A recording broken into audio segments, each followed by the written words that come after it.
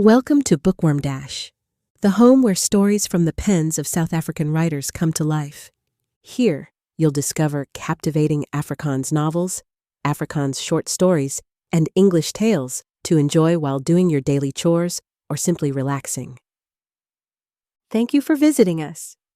Please give us a like and subscribe so we can continue sharing more stories and help our channel grow.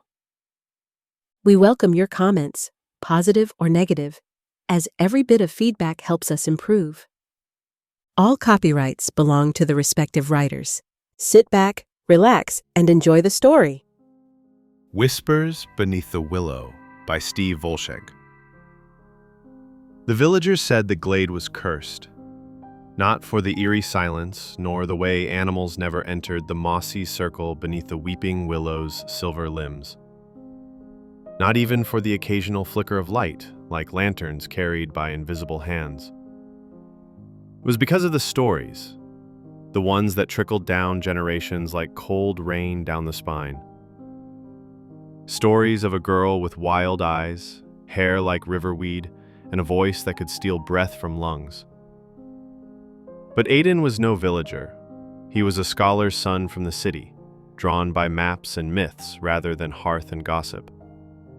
He'd seen the glade marked on an old ink-stained scroll buried deep in the library's restricted section. An area he only entered when Master Silas snored through his tea. The mark had no name, just a curling symbol he found again in an ancient folio. Naya. Now, 3 days deep into the forest, Aiden stood before it. It was just as described, silver willow, its trunk broader than any he'd seen, its roots rising like petrified serpents from the moss. The air shimmered, not with heat, but with something heavier, expectation, magic. He stepped into the circle, and the wind ceased. Not a leaf stirred, not a twig snapped. Even the birds, chirping and scolding just seconds ago, were silent. Aiden's heartbeat thundered in his chest. "I'm not here to harm," he whispered, placing his satchel gently on the ground. The willow rustled, just once, then she stepped from the water. At first, he thought it was sunlight tricking his eyes.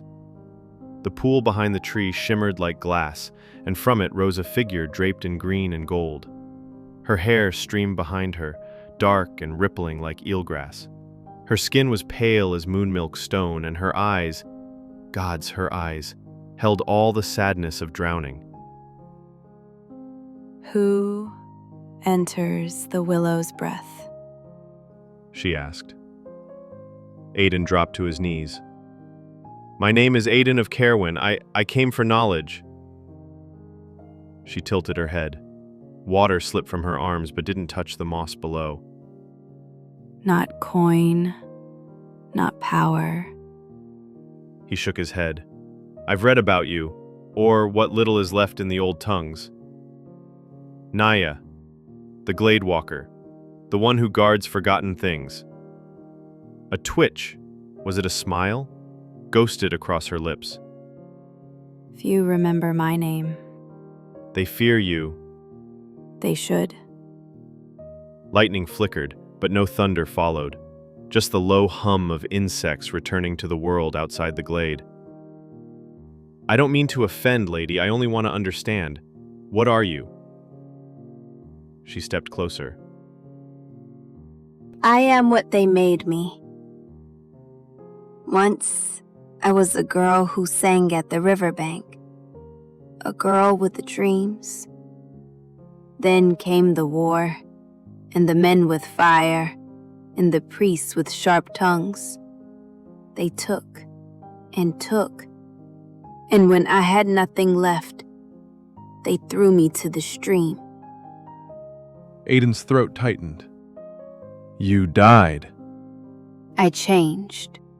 She circled him, bare feet never touching the moss. Her scent was not of flesh, but of crushed herbs, old earth and rain. "The willow wept for me, and I wept with it, until my soul grew roots. I became more than a name. Aiden slowly stood. Are you bound here? No, I remain because memory needs a voice. And because every so often someone comes who listens. She reached out. Her fingers brushed his temple. Do you listen, Aiden of Carwin? He closed his eyes. The glade filled his mind, its whispers, its grief, its quiet beauty. I do. The world turned. He didn't remember falling. When he woke, he was lying beside his satchel, the willow still looming above. But Naya was gone. Only the faint impression of damp footprints in the moss showed she'd ever stood there. Aiden returned to Carwin, but not as the same boy. He wrote nothing, told no one. But when strangers passed through and spoke of legends, he only smiled. Because he'd heard the whispers beneath the willow, and he remembered. Thank you for listening with us here at Bookworm. Please remember to like and subscribe so we can let you know when the next exciting story is available. Hope to see you again soon.